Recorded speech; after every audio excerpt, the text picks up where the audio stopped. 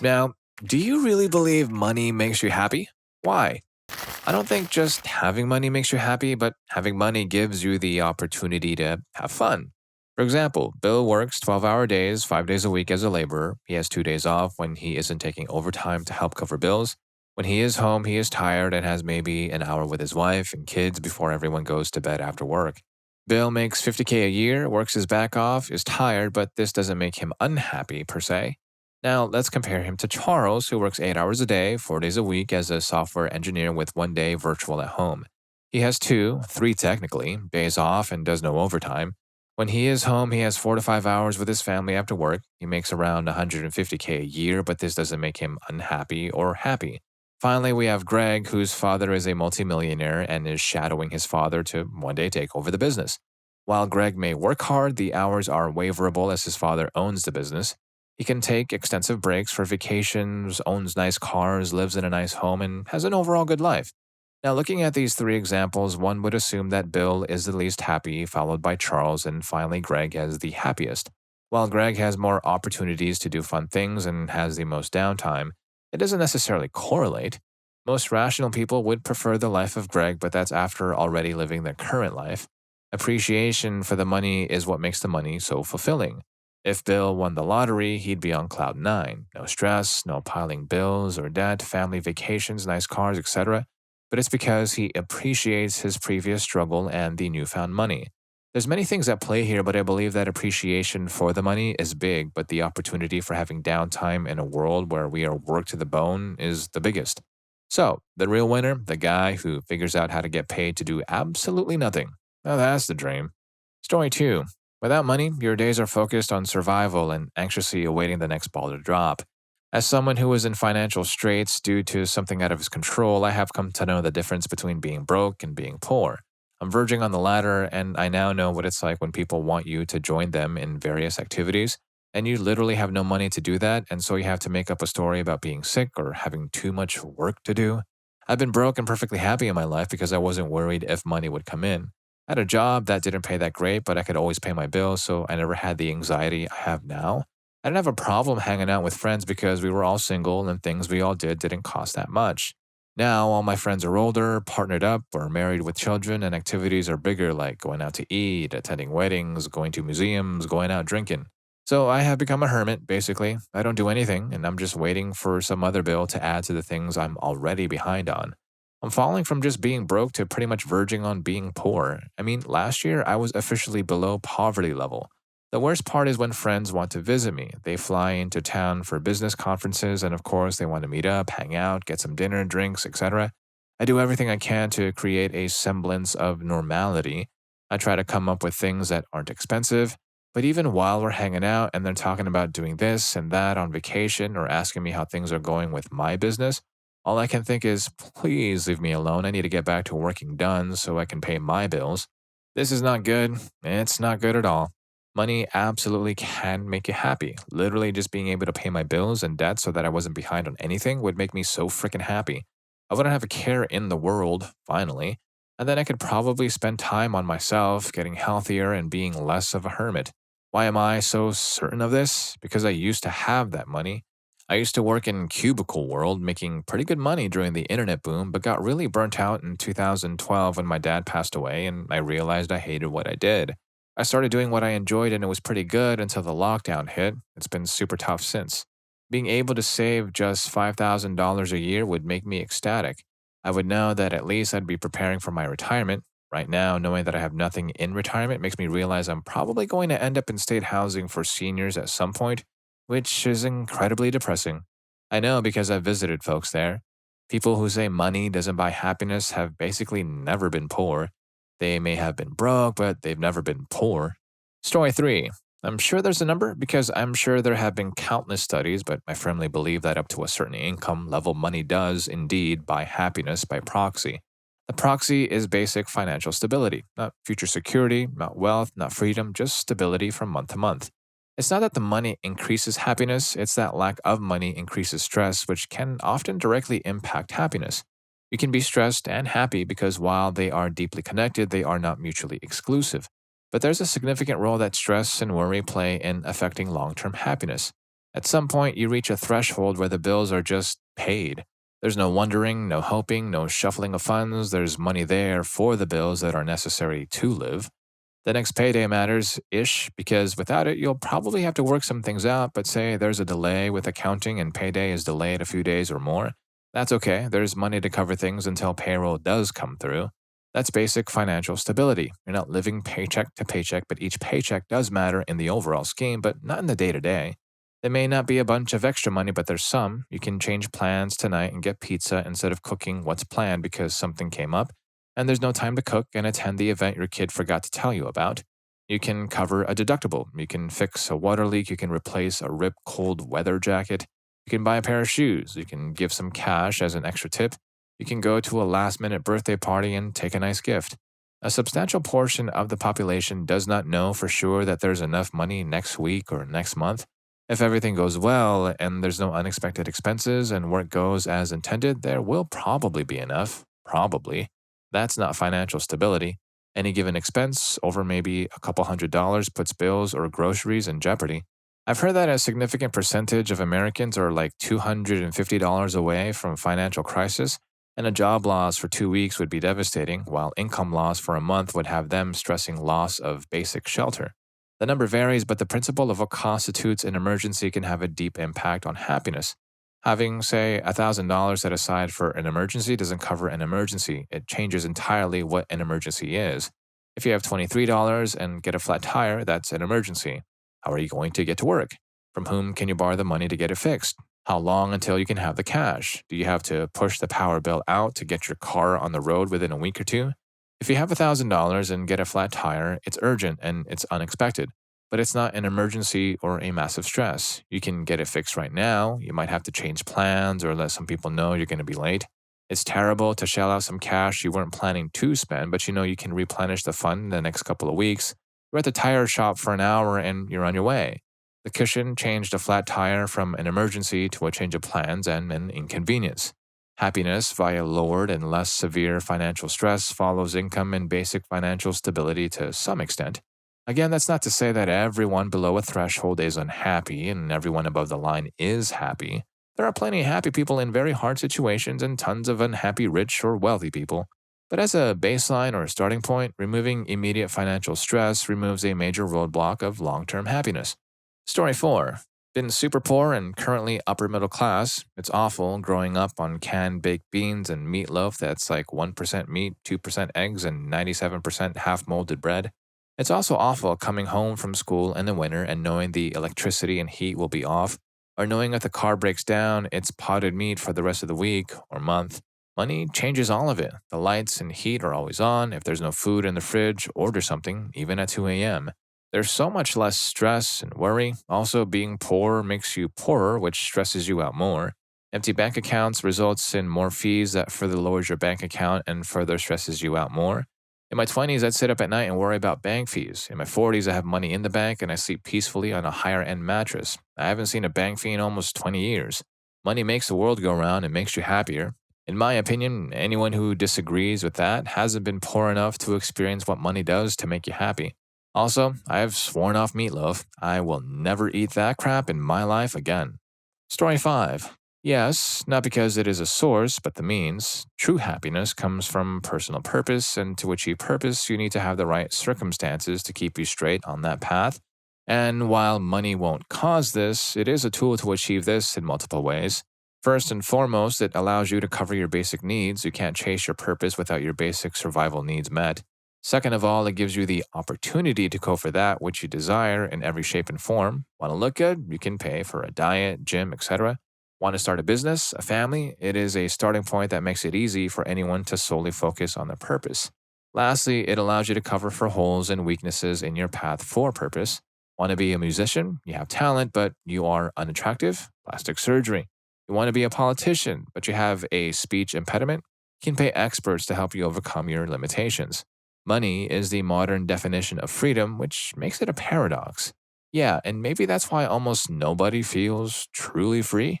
Story 6. Yes, absolutely. I'm 36 now, and I'm finally at a point in my life where I have money. I'm not crazy rich, but I have a good job with a good income. I've managed to buy and sell houses at the right time and work my way up the property ladder. My husband makes a similar income to me and has also made some good property investments. We are in the process of building our dream house right now, and we will be mortgage free. Up until a few years ago, I was always struggling with money. I always had bills to pay, I had to be careful with my spending. I had to plan everything in advance to make sure I have enough money for petrol and extra things that might come up. I had to check my bank account before making a purchase because a bill might have come out and drained it. I don't have to do any of that anymore. If I want something within reason, I simply buy it and enjoy it. If I want to go to dinner or a concert or have a night out, I just do those things. I don't have to create an Excel spreadsheet to figure out how I'm going to afford it or sell half my belongings on the Facebook marketplace. I can just live. I can enjoy life. Story 7. Money removes problems and obstacles. For example, last year I was earning more than I knew what to do with, but not enough to move myself into the life that I want, i.e., not enough to buy property where I want the lifestyle of. Today, I have an unsecured/uncertain future income that's about two-thirds of that. I'm well and truly comfortable and not struggling, and it's also not go and splurge money, but it's the uncertainty of it being there next month that is the cause of all the anxiety. If I knew 100% that I would have that income indefinitely for the rest of my life and there was no concern with it being rug pulled, I'm certain I could be truly happy as the anxiety wouldn't be there and I do things without feeling like they're risks. However, this level of income also doesn't give me the ability to have the life I want on my doorstep. If I had enough money to buy property in the location I want and had this level of guaranteed income, I'd be, quote, content. At double this income, I can't see myself not being able to create a life where I'm happy. Story 8. There's an ongoing study that's been taking place since like the 1930s-ish and can't remember exactly, but it's close to 90 years. It followed all sorts of people from Harvard students to poor people. It followed them from generation to generation and grew as their families grew, etc. The number one factor to happiness and health was both the close relationships you form. Loneliness was a big detriment to both health and happiness. As far as money, those that were sad before coming into money mostly remained sad. Those that were happy before money mostly remained happy. It had very little impact overall. For each category of happiness, increase in money saw a small bump, but mostly leveled off based on their initial happiness level, i.e., sad folks got even more sad the more money they had, and happy folks got more happy the more money they had. Again, there was a small bump to each level, but overall, the impact was minimal on happiness. Personal relationships, however, completely changed people's lives. Sad folks that found relationships turned happy, and happy folks that lost their relationships became sad. Money doesn't make you happy, the relationships you form with people make you happy. Story 9. Because right now, money would help more than trying to survive on one-third of what is classified as the poverty line in the USA. The elation I'd feel to not worry about spending $6 on a damn pizza at Little Caesar during this football sale they've got going on sounds like heaven. Do not worry about running a heater for more than an hour during the winter so that I can save for the summer when temperatures are able to end me. I ran over a screw last week in my car. That is a mandatory expenditure because I live 40 miles away from a hospital and school, and the thought of needing to buy a new tire made me retch with anxiety. My energy bill is on a payment plan and I'm $1,500 in debt on that alone. This is not sustainable. I need a hard reset or a 100% increase on my disability benefits to maintain the poverty line. Story 10. I'm a flight attendant. It's no secret that even though the application process is crazy competitive and initial training weeds out even more candidates, we make poverty level wages for the first few years. I once had a car in my own one-bedroom apartment in a beautiful neighborhood. I was also on the verge of a drinking problem and existentially lost. I now sleep on a mattress in a closet at my parents' place, but on the other hand, I will sometimes go months without a single drink. And though the job can be stressful in its own way, I am far, far happier than I've ever been in my life and can finally visualize a future for myself. You can throw money at unhappiness to numb it, but unless you put in the work and make the necessary life changes to find what truly makes you happy, the problem will always be there. Even though I now make peanuts, I'm grateful for the crazy turn my life took when I earned my wings. Story 11. Interesting question. Well, over the decades, I've traveled to far-off places where poverty was commonplace and was amazed at the number of folks who were happy, smiling, laughing, and helping others. By contrast, in their community, I would be considered rich beyond measure, yet they were happy and I was not. It took time for me to grasp why. In the end, I realized that happiness is a state of mind and is not defined by the number of material possessions. If anything, those things that I possessed actually possessed me. that I could not move forward in life trying to hold on to them. Slowly, I began to realize the reality of my world as I saw it. Today, I have many things, but they are not cherished or valued above all else. I give them away to others who need them or those who can use them to benefit from them. Not only material possessions, but my time as well, like answering questions on Reddit, which as you get older becomes more valuable. Cheers. Story 12. Not having the money to afford living is devastating, full stop. However, having a lot of money doesn't make you happy in itself, and there is a limit to how much it can make you happier. I've lived in both worlds, and honestly, I'm not much happier now than I was even when I was a kid, teen, young adult, and not poor, but of notably lesser means. In my opinion, if you can make more than your local cost of living, have time to spend with friends and family, enjoy a hobby or two, and save enough to not feel overly concerned about losing your job, then you're probably about as happy as you're ever going to be. Finally, I should say that I never valued wealth myself, and once my wife and I qualified for that label, it changed almost nothing about or for us. It's always been easy for me to find value in facing new challenges, enjoying time with my friends and family, and doing the hobbies I love. That's always been enough for me, and I know that isn't the case for everyone. We are all wired differently in my experience, and viewpoints may differ from yours. If you covet wealth, I wish you the best because luck makes up 99.9% of getting there. Story 13. Only to get you out of poverty, it's hard, yet possible, to be happy when you're struggling to make ends meet. After that, absolutely not. It's not a spectrum. Like everything in life, money is relative. A large influx of cash may excite you for a while, but soon you will get used to it. Luxury cars won't feel luxurious anymore, they'll just feel normal. It's the same concept as when you're sick. When you have a fever, the only thing you want in the world is to feel better. Once you get well, you feel grateful and happy for a little while, then you get used to it and your brain needs relatively bad things to make the good things seem good again. It's the same thing with money. If money made you happy, every billionaire on the planet would instantly retire. But they don't because wealth is not their end goal. Money gives you access to things that might make you happy, like freedom, love, power, fame, etc. But these things can just as easily make you miserable. More money simply just gives you the keys to more doors in life. However, the doors that you choose to open will decide if you are happy. Story 14. Happiness is just not measurable in the way this question implies it to be. At any given time, besides after a loss or a time of depression, you are generally the same amount of happiness that you are on any other day. Winning the lottery may improve happiness for a couple of years, but even without immediately losing the money stupidly, in 5 years, you are most likely going to balance out back to the same amount of happiness that you were before winning, as you've now adjusted to your financially stable new life. It has become normal and therefore is no longer a source of extra happiness. We just have a regular day to day baseline. It is in our genes. Money will improve your quality of life for sure, allowing you to pay for the things you need/want and not have to worry about things like basic financial survival. But how happy you are on any normal given day is on average going to be the same whether you are rich or not.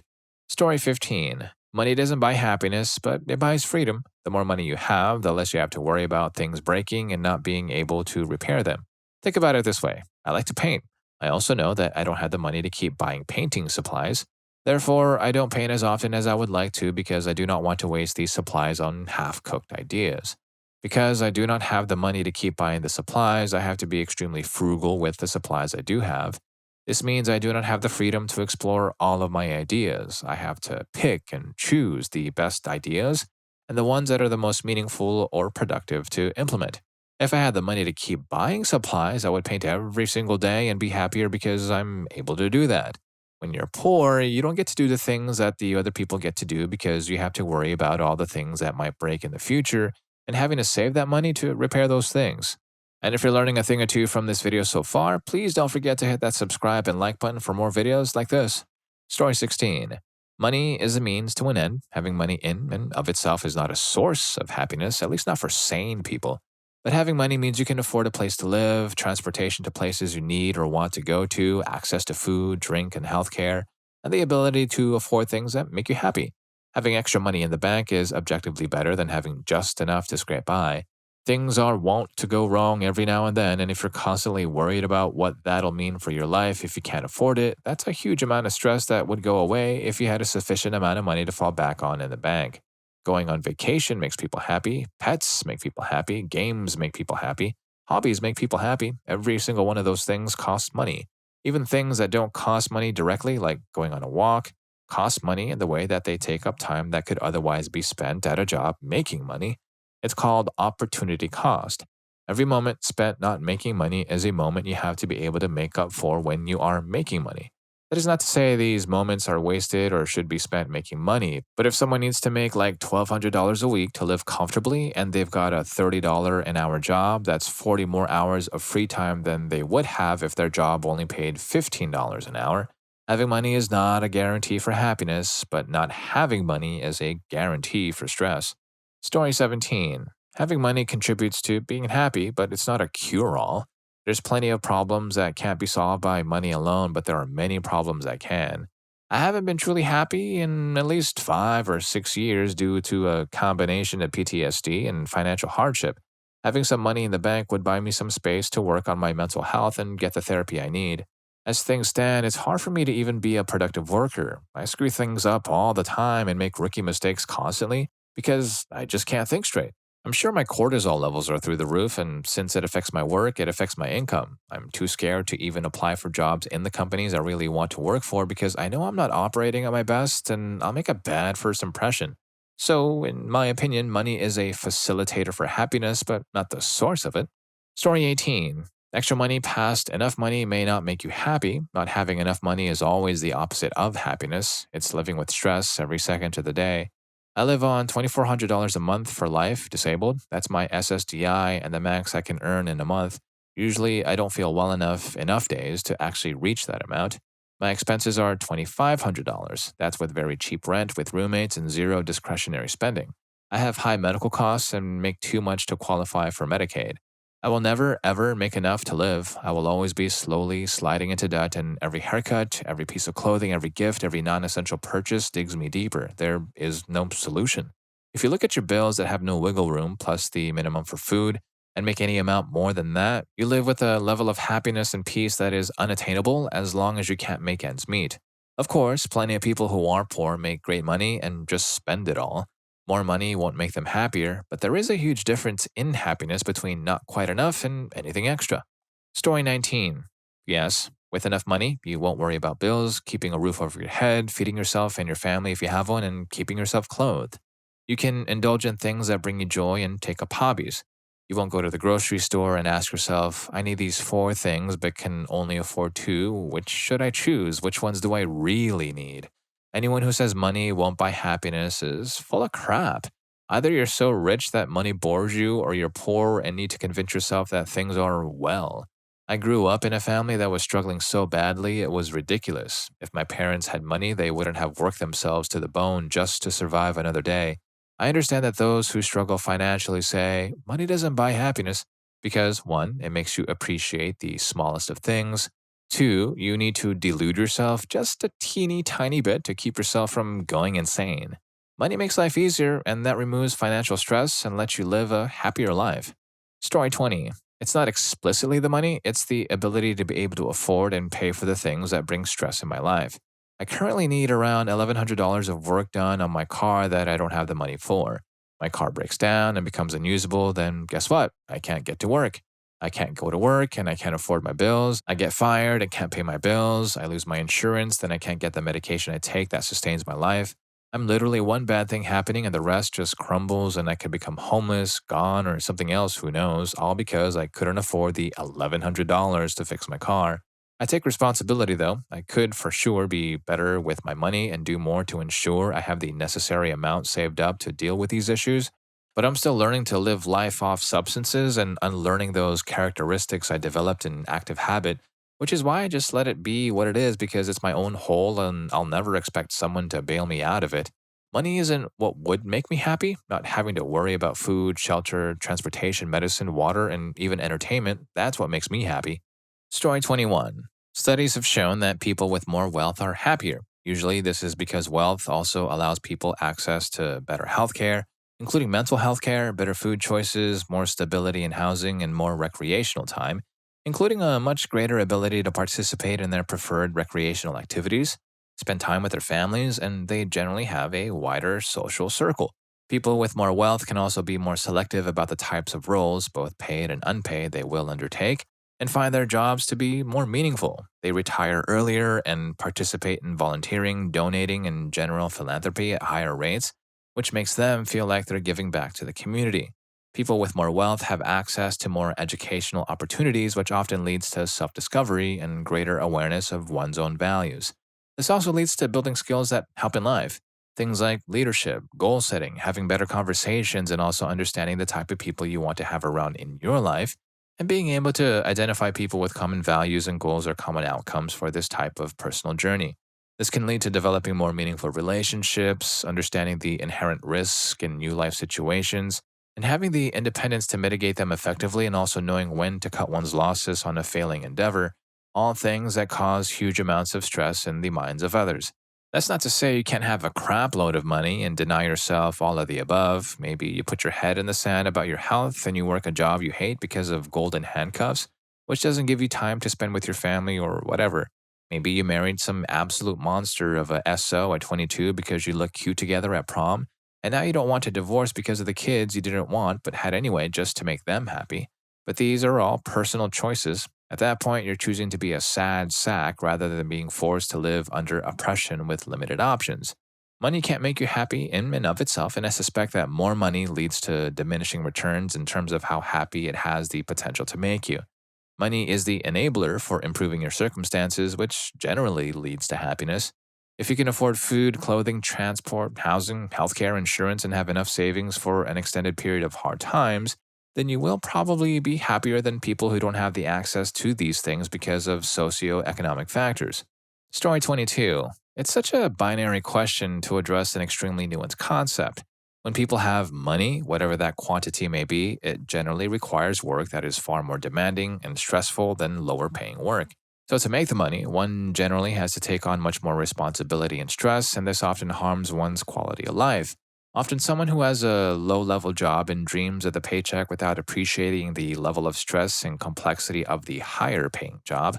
I make about 5 times my starting salary 20 years ago, and my work life balance is crap, but I buy what I want when I want and don't freak out when my car needs repaired. However, I have come to hate my job and dread going in many days. I don't go one day without thinking of work issues to address in the coming days. So I honestly don't know what to think about which is a better place as far as happiness is concerned. Story 23. Money gives you time and money gives you security. These things decrease stress and increase enjoyment and happiness. Time because you can pay for automation, convenience, or straight up other people to do things. Think of someone walking to, waiting for, and taking public transit, making food every day, versus someone who can drive right to their destination, pay to park there, order food delivered to them, etc. Paying for lawn care, house care, someone to take one of your cars to the mechanic. It gives you security with everything from traveling to health. Oh, your flight got canceled?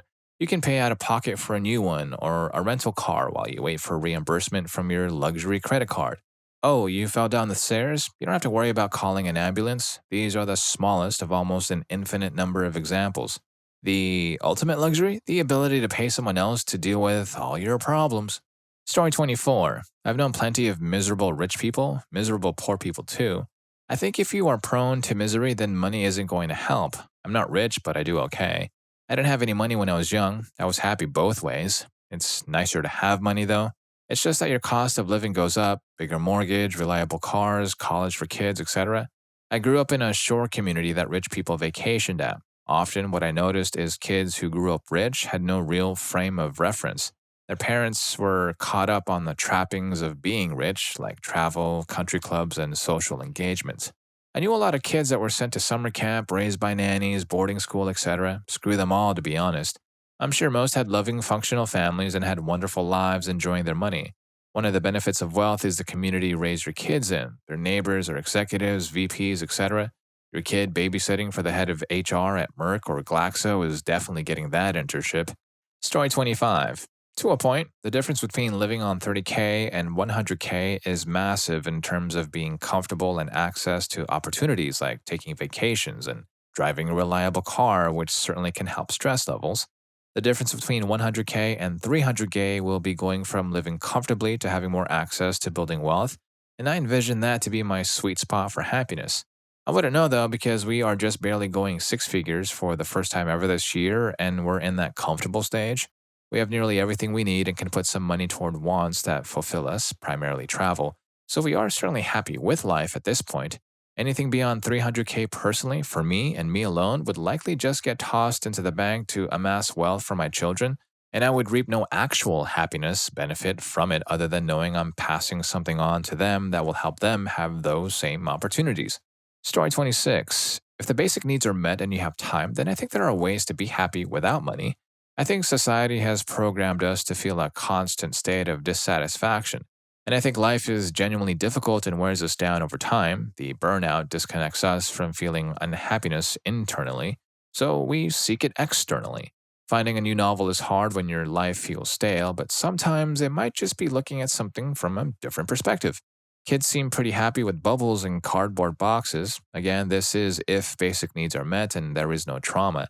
Their imagination and inherent gravitation to plays helps them find joy in the small things in life. I think if we as adults can find ways to foster joy, playfulness, and connectedness, we can be happy with less material things. Humans used to sit around campfires and sing and tell stories and joke and laugh as a pastime. I think there is joy to be had if we can find ways to reconnect with that.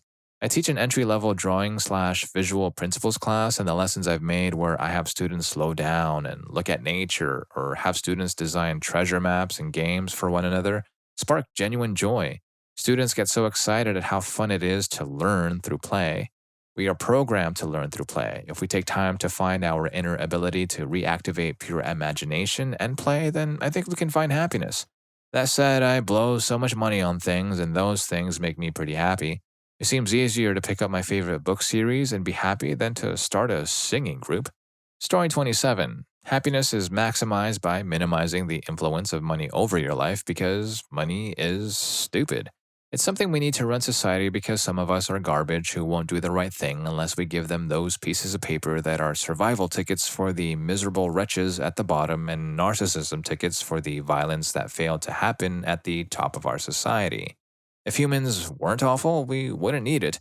But the probability of a moneyless society succeeding at scale with a species as crapped up as it is right now is very low. Problem is, your life is governed by money if you don't have it, or if you have few means of getting it, or if your access to it relies on conditions, including labor market success, which is impossible to sustain forever. You basically have to be richer than 98, 99% of the world population to have a life where you're not getting screwed over by financial constraints, limitations, and necessities. If you rely on labor market income to survive, you can expect your standard of living to decline by about 6% per year, all else being equal, due to technology. So, to get enough money, that money and BS one must do to get it doesn't define your life, you usually have to do things, often disgusting and horrible things for the disgusting and horrible people able to pay you in substantial sums, that ensure your life is still defined by money. The lack of money makes people miserable. That's objectively true. The influence of rich people's money on other people's lives by driving up costs, by allowing a few disgusting individuals to have outsized power, makes people unhappy. That's also objectively true. Having large sums of money can either make you miserable, consider the lottery curse, or not make you miserable, consider old money families who don't actually enjoy it because it's what they're used to, but also aren't miserable because of their money because they found ways to live without being hounded by the world. Story 28. Yes, freedom. One of the biggest causes of a failed relationship is that the fact people can no longer feasibly live alone, even in studios sometimes. You end up basically working so much you never have time to see each other. So many people end up rushing into moving in for the wrong reasons, mostly due to financial issues, and it ruins it. That's one example, but almost every issue in my life could be solved with money. I mean, I already have more money than most people my age, and still just about every problem I face would be solved with more money. Like, if I just had more money I could ever spend it, I'd just be living on the road, going to every single cool event or place I'd ever wanted to just in a new country every week. Like, the thing is, 90% of the issues with me and my GF are from us overworked, stressed on money. Good relationship overall, but we have had our stressful moments. I'm genuinely confident if we had infinitely deep pockets, it's pretty much preventing almost any of the issues we've faced with each other. I've never been as happy as when we were both unemployed with a bit of money to fall back on while figuring stuff out. And of course, the literal only reason we work is for the money. Maybe it's just the stupid experiences I've had, but I can't imagine a single line of work that'd make me happier outside the money. Story 29. It solves most of the problems that can make you unhappy. Medical issues can be solved with money to an extent, but one need not worry about a medical debt or money for care/educations. Things like a home or bills need not be worried about with enough money, and hell, you can have a home in a whole different place as well if you have enough, so you need not worry about where to stay if you travel. That as well, travel can always be comfortable with money. You can always go wherever and do whatever with enough money. You don't need to worry about where to stay or if you can afford to go to XYZ. Food is no issue with enough money. You can treat your friends or family, make sure they are comfortable, and enjoy life with them when you have enough money. You will also be able to enjoy the things you want to do, be able to find yourself, your passions.